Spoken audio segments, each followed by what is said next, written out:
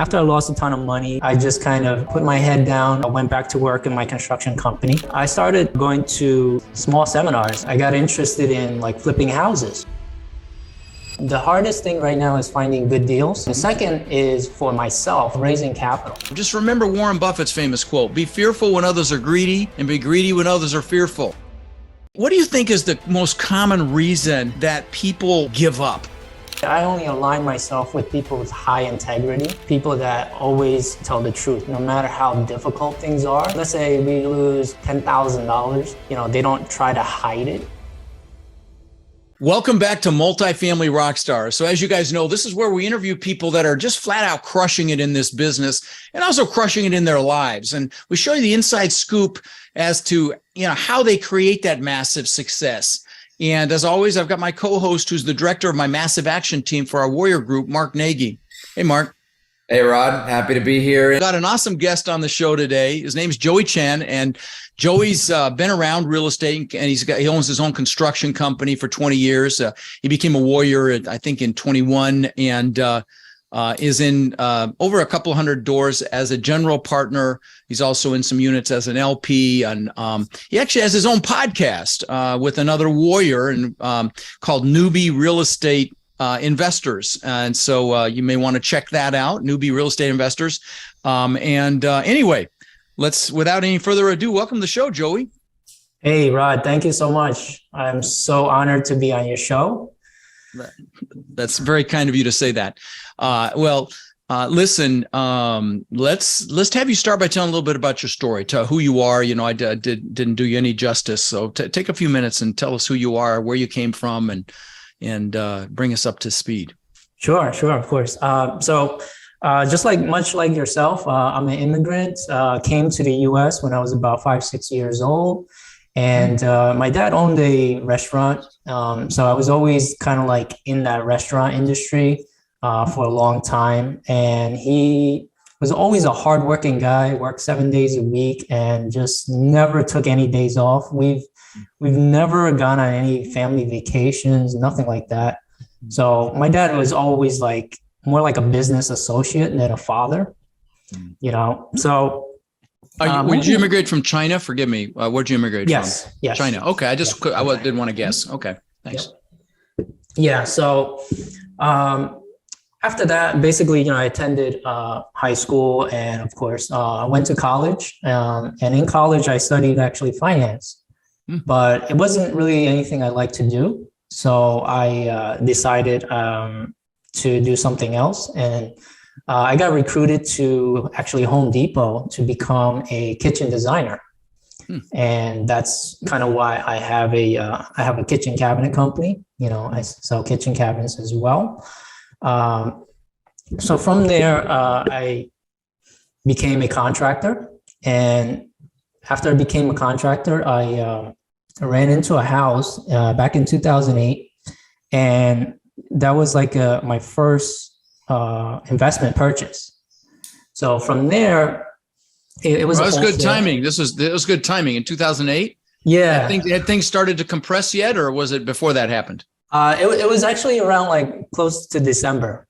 Okay, so good timing. Things already started happening, and because I wasn't really in the market, I didn't really realize it. I wanted to do an ad level on that house. And do a what? I'm sorry, I misunderstood you. Do an add a level. Oh, add a level to the house. Yes. Okay. Mm-hmm. Wow. Pop the top. Yes. Okay. Yeah. So I decided not to do that. And then I turned it into a single family rental, which very much about. It's funny. I talk about this all the time online. Don't do single family, do multifamily. And I had somebody put a post on there that really resonated with me yesterday or the day before, which was don't do single family, because if you have a bad tenant, it'll eat up your cash flow for more than a year, maybe 2 years. If it's a really bad tenant, it can be debilitating. And it really resonated with me because it's so factually accurate. But anyway, sorry, I digress. No, continue. Yeah. Yeah. So I did that anyway. I turned it into a rental. And then shortly after, I started a small lumber yard, almost like a mini Home Depot. From there, I lost tons of money. I lost about $500,000. So that was kind of the same thing you had in 2000. Seminar. That's a seminar. Yeah, my seminar, my big seminar. So did that. And then I kind of, after I lost a ton of money, I just kind of, put my head down, went back to work in my construction company. And I started going to small seminars back in 2015. And I got interested in like flipping houses. So I started getting into that. In 2017, I started, flipping houses again. I kind of got out of debt. And, but what I really wanted to do was rentals. I knew that rentals was the way to do it, and small multifamily and larger multifamily. That was really what I wanted to do. And you live in Jersey, is it? Yeah, New Jersey. Yep. Okay. Yeah. Okay. Yeah, not the best market for rentals, but no, yeah, that's why I asked. But anyway, so did you do it? Did you go out and buy some small multi? Yeah, we did. Yeah, so right now we have almost about 60 units. We sold a few in the last in the last year or so, but we have about 60 as far as JV, not syndicated units. Nice. So, Nice. Now, are those houses and small multi, everything? Is it all lumped together? So yes, it's a little bit of everything. You have 2 family up to 11. Okay. So they are all singles. multi. Okay. They're all multi. Good. I learned from you. Good. No singles. Yeah. Right. Oh no, that's good. Just to digress for a moment, I know they've got some pretty onerous landlord-tenant laws in favor of the tenant. How has that impacted your business, if it has? It definitely has. So we have a couple of evictions going on right now, and a lot of them were mostly inherited tenants. So we did buy 2 single family houses to flip, but they came with tenants. They were already renovated fully. And so we decided that they were pretty decent deals. We didn't have to do a full, like a full gut renovation. Right. And so there were plenty of equity in those. So we decided, hey, let's buy these and, let's do some cash for keys, get rid of the tenants. That didn't work, unfortunately. And so they decided to stay. So one of them, fortunately, we were able to get them out. We have a warrant of removal on one of them, and we didn't schedule the sheriff yet, but they should be coming sometime next week to remove them. So it's no fun, but if they were fighting you and refusing to leave and everything else, I mean, hey, it is what it is. And wow. But so how long was the process? I don't want to take too much time on this, but I just curious for my own edification. How long did it take for you to get them out of there? So we started in May of 2022. Wow. Okay. Yeah. Wow. Whoa. Okay. Yeah. So we're talking 7-8 months. Yep. Holy cow. Okay. All right. Well, listen, let's not take any more time on that. But guys, listen, this is not a political statement, but I don't invest in blue states. I just don't. It's not political. It's just, you live there. So listen, you like to keep things close and vest. To me, it's too much brain damage. I had that situation in the past where it was hard to get people out. It was for a different reason, and it's debilitating. If you have a bunch of them that they're not paying, or they're you can't get them out.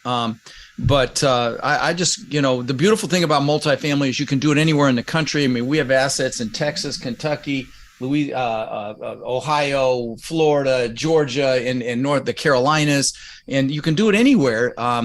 That's the beautiful thing about multifamily, and I'm not trying to kick you in the butt, Joey. No. But to me, it's just too painful. Do you have restrictions on? I'm sorry. One more question. You have restrictions on rent increases too, don't you? On certain when they're 4 family and up. You do. In certain towns. Not every town has them. Yeah. Okay. Well, please continue. I didn't know if you finished your bio there. Oh, no, that's fine. Yeah. So, I kind of lost track where I was. Yeah. Well, you were telling us, you got the 60 units in JV and stuff. Why did you join the Warrior program? Well, again, I wanted to kind of, expand, right? I wanted to do the larger multi, get into syndications, get into bigger deals. That's Right. why, because I have two business partners, and the JV, it seemed like it wasn't enough for all of us. Yeah.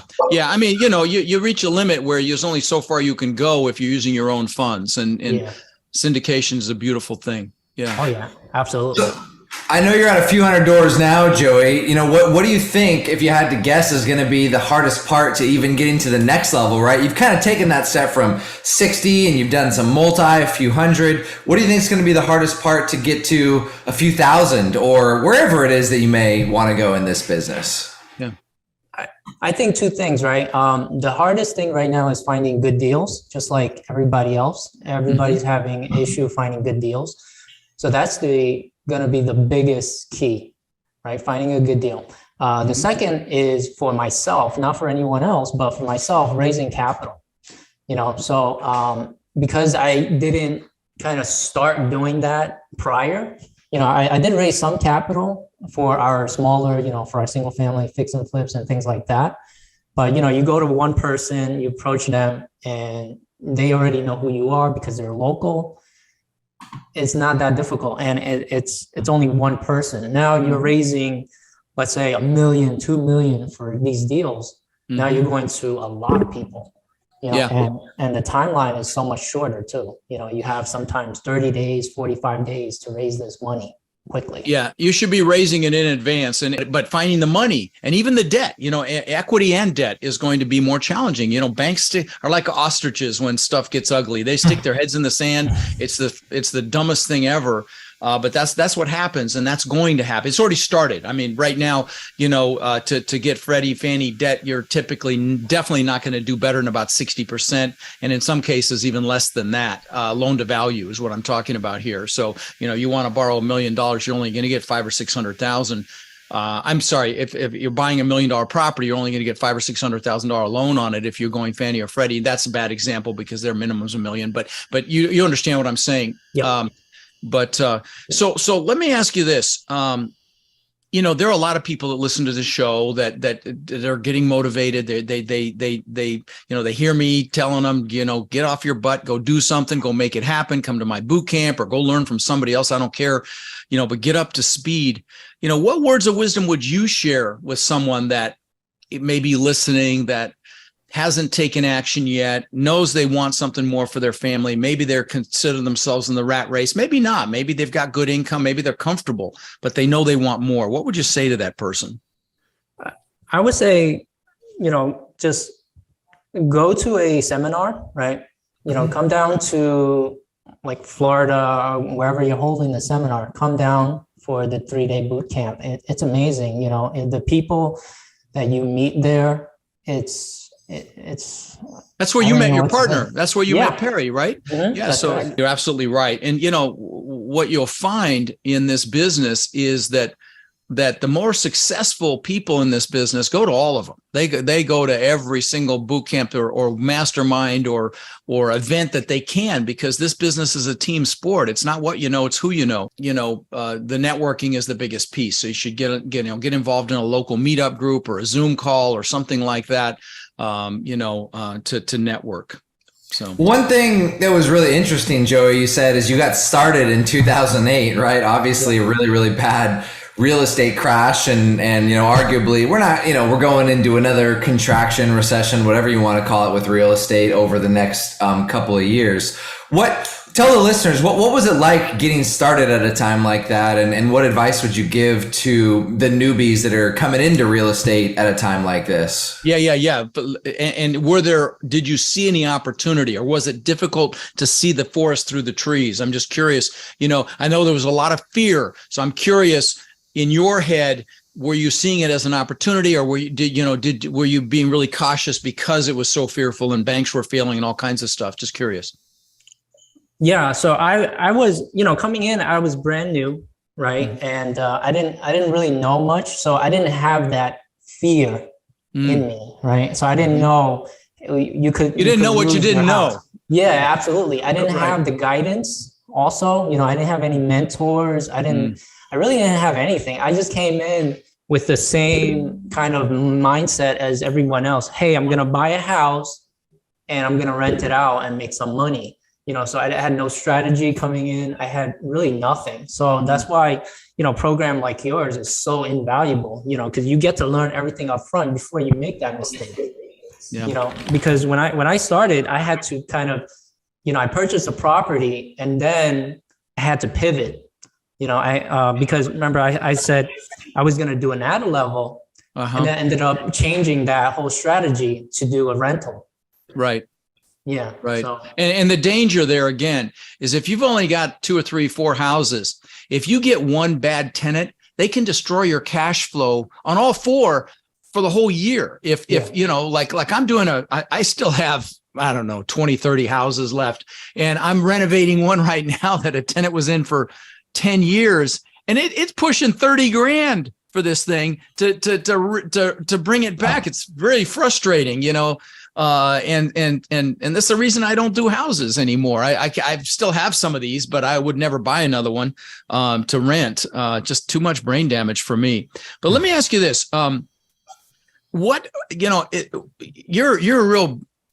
you're like a shiny penny entrepreneur. Okay. Yeah. You're like me. I mean, you tried lots of different things and you're very successful in some of them. You've had seminars like I've had. Do you have a family? Are you married, kids? Yeah. Mm-hmm. Okay. Yeah. How many? I have 3 kids. Wow. Yeah. Wow. I have 3 kids, and so 2 girls and a boy. So oldest is Stephanie, Victoria, and Bruce. I'm sorry. Oldest is how old? 13. 13. Okay. So they still want their dad. Oh, yeah. Let me ask you this. What, if anything, have you had to sacrifice to get where you are today? And do you have any strategy for making sure that you have time with the people that really matter in your life? Because, I take that very seriously. Oh, yeah, absolutely. Yeah. So, so some of the things that, I've had to do was, go to a lot of seminars, meetups, events, things like that. And you don't see them, especially if you leave before they get home during the day, because during the day, I'm at my office or I'm out on the road, and then you don't see them when they come home from school. And then you have to attend these meetups at night. So you don't see them the entire day, and then they go to bed, so that's kind of one thing, you sort of regret a little bit, right? Just kind of not being there for them that day or so. And also, I go to a lot of different events that are not necessarily local. So these sometimes 3-day boot camps, things like that. The last one, I was actually very fortunate. I brought them to Siesta Keys, actually, in Sarasota. So, we actually have some mutual friends in Siesta Keys. So, no kidding. We were able to, visit them for a few days. Very nice. Very nice. And were you doing an event here, or were you doing some training? No, it was for the Sarasota, the Warrior Meetup. Oh, the Warrior Meetup. Oh, fantastic. Yeah. Oh, for the Warrior event, you mean the one where we have, if you don't know, guys, we do Warrior only events where, we do deep dives on underwriting, deep dives on deal analysis. But the biggest reason we do it is so our Warriors can connect, because, our Warriors own upwards of 130,000 or more units that we know of. And most of them were done between Warriors. Like Joey, you partnered with a Warrior to do your deal. You partnered with a Warrior to do your podcast. I've probably got 2 or 3 dozen podcasts that Warriors host. A couple of them award winning, and really people, they do a great job. By the way, if you are interested in the Warrior program, text the word crush to 72345 to apply for it. Again, that's the word crush to 72345 to apply. And you check us out, we check you out. We don't take everybody, but it's a pretty extraordinary. Would you agree it's a pretty extraordinary program, Joey?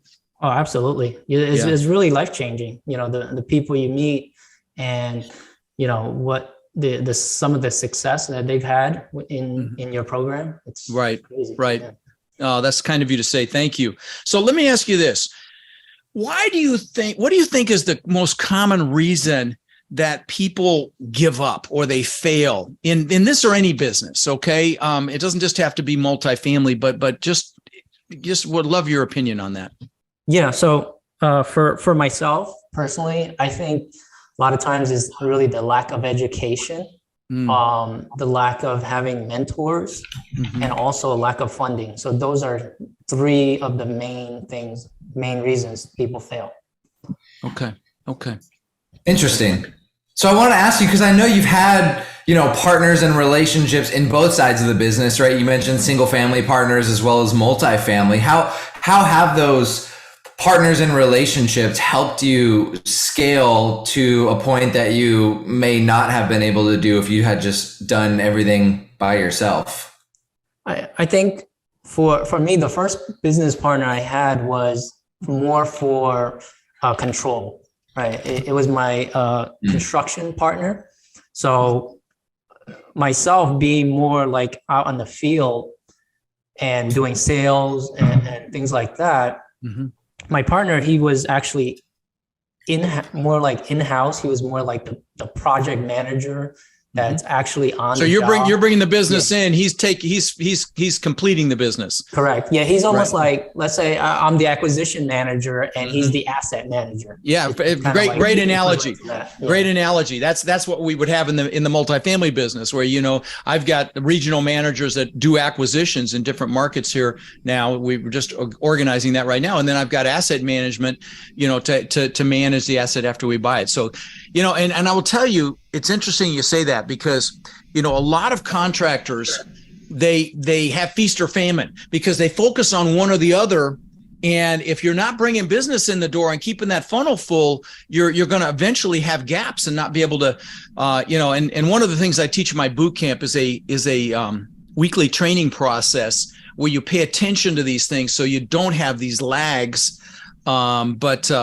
Yeah, that's very interesting. And by the way, guys, this business is a partnership business, and partnerships are like a marriage, easy to get into and hard to get out of. How did that partnership work out for you in the construction? Did it work out okay, or did you have a seminar? It worked out pretty good. We were good. partner for about 5 years, and the reason we split up was because when I had that lumber yard, that failed, and what the thing I was telling you earlier was, the lack of mentorship, the lack of funding, and also, your own knowledge in that business.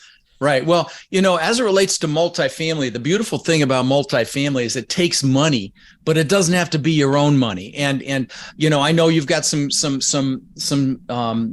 heartburn around actually going out there and raising big chunks of money. And a lot of people do. And it's going to be hard because, unfortunately, when things, contract like what's happening right now, fear becomes pervasive. But, you guys have heard me say this before. Just remember Warren Buffett's famous quote: be fearful when others are greedy, and be greedy when others are fearful. And there's going to be a lot of fear coming. And it's a time to get excited, because there'll be opportunity, and there will still be money looking for a home. I mean, I guess the stock market is at its lowest level since 2008. Or I may be botching that headline, but it's close to what I just said. And we won't even talk about crypto and FTX and that freaking debacle. But as it relates to the team sport, you've got a great partner who we both know, Perry, is fantastic. What sort of people do you want to align yourself with to be a success in this business? So I only align myself with people with high integrity, people that always tell the truth, no matter how difficult things are. Even if let's say we lose $10,000, they don't try to hide it. They'll just tell you, hey, listen, Joe, we just lost $10,000 on this deal. This is what happened, and not someone who, again, tries to kind of sugarcoat it. Yeah. Love it. That's our number one core value, is integrity. We do what's right, even if it hurts, period. Yeah. Great answer. By the way, guys, if you are getting into a partnership, I've got a great resource, a list of questions you can ask before you get into a partnership, all the hard questions you need to ask up front, because you get caught up in the emotion. If you want that, go to rodslinks.com, and it's one of the free books and the resources there. I guess I usually like to ask about a failure, but you had that construction business that failed. Any setbacks or man, that's all right. We don't have to go into that because you already talked. I don't need to hash up more pain. Are there what markets are you looking for multifamily in? Do you have some targeted markets? Yeah. So Dallas is a market we're looking in. Yeah. We're looking heavily in Dallas. We're actually working on a second deal in Dallas right now. Oh, fantastic. Yeah. Oh, fantastic. Yeah. Good job. That's awesome. Yeah. We've got several assets in Dallas. Love that market. And it keeps just getting great reviews, all the press and everything about it and the jobs going in there and everything else. Love that market. Okay. And that's the thing, guys, when you're doing this business, you want to hone in on a market. You want to become really good at a specific market. So you can tell if the rents are out of line or if there's opportunity there and you've got connections there and so on and so forth. That's one of the things I teach in the boot camp is just, really become an expert in a particular market. Let me just think if there's something else I want to ask you. Well, yeah, here's a good question. You're a very driven guy. What is your definition of success? How do you define it? Yeah, I think for me, success is really having freedom. It's not about having like the fancy cars, the big house. I love to have those too, but freedom to kind of do what you want. Like if you feel tired, you don't want to work today, you can take the day off. If you want to travel somewhere and you want to take your family, hey, let's go to Japan or something, for a few. I'm going there in March for 2 weeks. Yeah. I'm going there in March. Jealous. Yeah. But no, I agree with you completely. It's in fact, I'm doing a little too much traveling this year, but you get my age, you start looking at life through this lifestyle filter instead of just, go out and knock it out of the park every day. But what actions do you think a listener to this podcast should take today and implement, to get started on this journey? I mean, maybe you already answered it. You said get a mentor and get all. And I'm not fishing for you to say go to Rod's Bootcamp or anything, but if there's anything other, thank you. If there's anything other than that, that comes to mind. Would love to hear it, but yeah, so definitely. I think, just taking action, really doing anything, start doing some research, right? That's an action as well. Yeah. Start setting some goals. Like, anytime somebody would post, say, hey, I want to, get started in real estate, I would ask them, what do you mean? Be more specific. How do you want to get started in real estate? Do you want to buy a single family house or do you want to buy 200 units? Like what does get started mean? Yeah. Because goals have to be specific and measurable. It's not like, I'm going to lose some weight. No, I'm going to lose 10 freaking pounds by March 1st and feel great about it. That's a goal. That's specific. Well, listen, Joey, I really appreciate you coming on the show, brother. It's great to see you. Rod, thank you so much. I'm so humbled and so appreciative of you having on your show. No, it's absolutely my pleasure. We'll need to circle back Joey. to have you back on again. Yeah.